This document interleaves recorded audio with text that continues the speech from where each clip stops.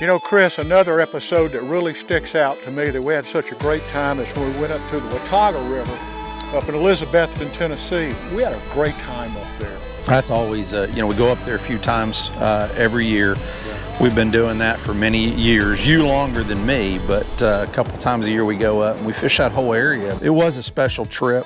And, you know, I got to tell you, man, anytime you get the chance to go up to Beaver Dam and experience that, and even though, you know, when they're typically releasing a little bit of water all the time to keep that oxygen pumping in, but man, the fishing can be awesome. And Beaver Dam is just one feature on a very storied river. The Native Americans named it the land beyond, is what Watauga they think it meant. The section that we're in right now is in Tennessee, but it actually starts down in North Carolina and runs for 80 miles from Grandfather Mountain, from a little lake called Interlochen Lake at Tynecastle, North Carolina, right behind Grandfather Mountain, runs east and then starts heading north up into Tennessee. It goes into the Watauga Lake that's backed up by Watauga Dam, and then immediately about a mile and a half below that is Beaver Dam and Beaver Lake. That's where we are right now.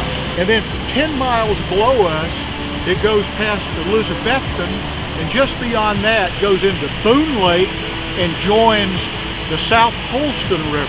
And that's basically the flow, the 80-mile flow of the Watauga River. We spent a lot of time usually there at Beaver Dam.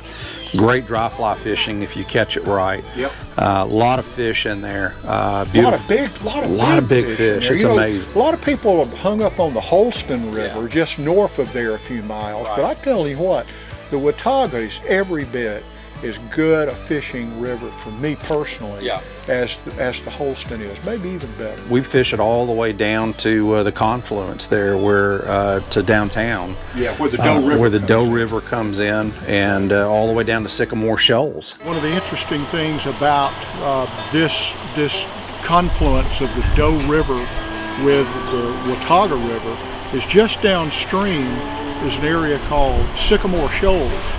And back in the 1760s, the colonists were really habitating the Nolichucky watershed, the Watauga watershed, and the Holston watershed. And this was one of the areas they congregated, was just downstream at a place called the Watauga Old Fields. This is an area that the Native Americans had been habitating for many, many generations. And they had cut a deal with the British to keep the colonists out.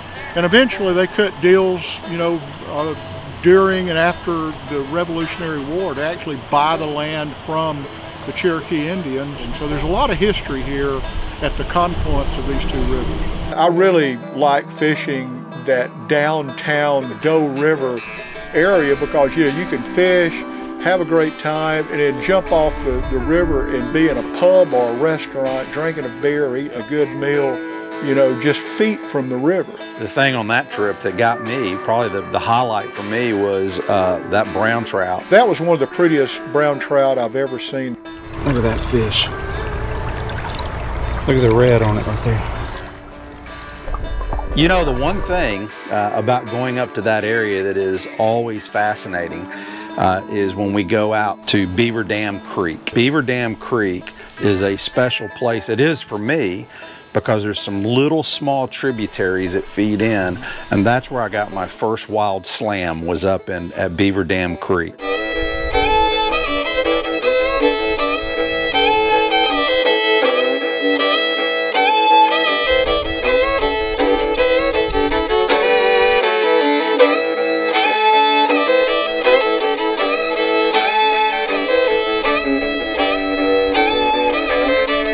Guys, here we are. We're at Backbone State Park in Beaver Dam Creek, feeding through, and man, there's some great features here, great fishing, and water's a little high today. But Sam, tell us a little bit about this area. Well, you know, there are two really, other than the creek, there are some great features to this little state park. The main one is Backbone Rock, which is running behind us right here, which is really the northern terminus of the Holston Mountain Range. And we're right under Damascus, Virginia, about 2 or 3 miles. It's a really, really unique geological feature a narrow band of rock you can get on top of and walk. The other feature is this tunnel behind us, which is touted as the shortest tunnel in the world, and it was built back in 1901 by the Empire Timber and Mining Company. But the thing that really sticks out to me, we had just gotten there. I'm walking through the tunnel. This guy nearly ran over me in the tunnel. You follow them into town. We drove all over Damascus, Virginia.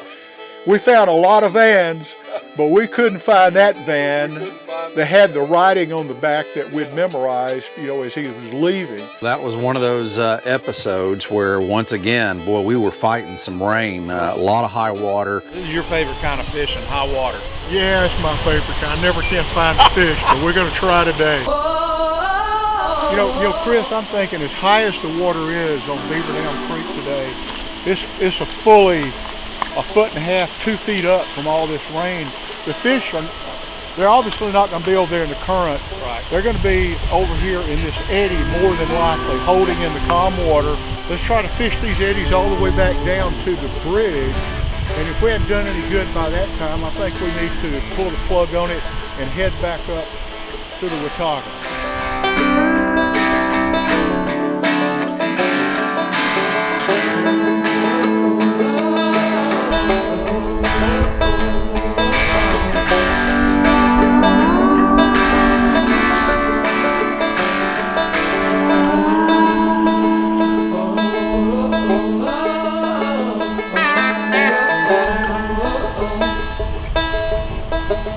Awesome area, beautiful experience, and definitely if you haven't been up there, it's a fantastic place to hang out. It really is.